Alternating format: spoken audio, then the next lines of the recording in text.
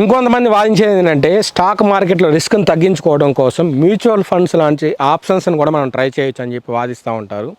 వాళ్ళ వాదంతో కూడా నేను ఏకీభవించను. ఎందుకంటే మ్యూచువల్ ఫండ్స్లో చేసేది ఏంటి, ఫండ్ మేనేజర్లో లేదంటే కనుక ఇప్పుడు లేటెస్ట్గా వస్తున్నటువంటి యాప్స్లో మనం డైరెక్ట్గా ఇన్వెస్ట్ చేస్తూ ఉంటాం. అవి కూడా డైరెక్ట్గా మీకు స్టాక్ మార్కెట్కి లింక్ అయినటువంటి ఇన్వెస్ట్మెంట్ ఆప్షన్స్. మ్యూచువల్ ఫండ్స్లో ఏం చేస్తారు, రకరకాల ఇన్వెస్ట్మెంట్ పోర్ట్ఫోలియోస్లో ఇన్వెస్ట్ చేస్తారు ఉన్న మనీ మొత్తాన్ని. ఒక దాంట్లో కాకుండా రిస్క్ని తగ్గించుకోవటం, మనీ డైవర్సిఫికేషన్ చేస్తూ రకరకాల ఎఫ్ఎంజీస్ కావచ్చు, బ్యాంక్ షేర్స్ కావచ్చు, ఐటీ షేర్స్ కావచ్చు, ఆటో షేర్స్ కావచ్చు, ఇట్లా డిఫరెంట్ సెక్టార్స్లో వీళ్ళు ఇన్వెస్ట్ చేస్తారు. వాళ్ళు చెప్పేందంటే పాస్ట్ డేటాను బేస్ చేసుకొని లాస్ట్ 5 ఇయర్స్లోనో లేదంటే లాస్ట్ డికేడ్ గానో ఏదైతే ఒక కంపెనీ ఎక్కువ గెయిన్ అయిందో ఆ కంపెనీని వీళ్ళు సజెస్ట్ చేస్తారనమాట. ఇది 100% ఫ్యూచర్లో కూడా జరుగుతుందని చెప్పి మనం బలంగా నమ్మలేం. రీజన్ ఏంటంటే రీసెంట్గా జరిగిన 2-3 ఉదాహరణలు మీ దగ్గర ప్రస్తావన చేస్తా. ఇండియాకి టెస్లా వస్తుందంటే మహేంద్ర షేర్లు పడిపోయినాయి. అంటే టెస్లా వాళ్ళు రాకముందులే మహేంద్ర లాంటి షేర్లు పడిపోయినాయి. అట్ ది సేమ్ టైం మీరందరికీ రీసెంట్గా ఇష్యూ ఒకటి ఉంది ఏంటంటే డీప్ సీక్.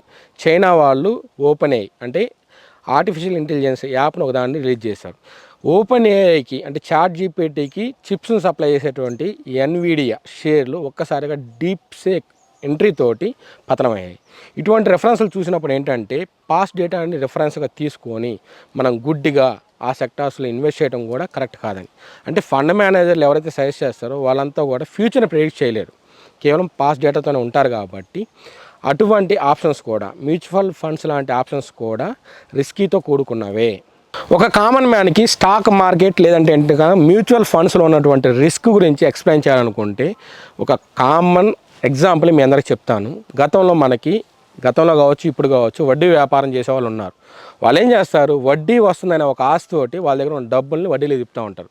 10 మందికి వడ్డీలకి ఇస్తే అందులో ఒక్కరగాన ఆశలతో ఎగ్గొడితే చాలు, మిగతా 9 మంది పర్ఫెక్ట్గా ఇచ్చినా వాళ్ళ బిజినెస్ ఎక్కడేసిన గొంగలు అక్కడలానే ఉంటుంది.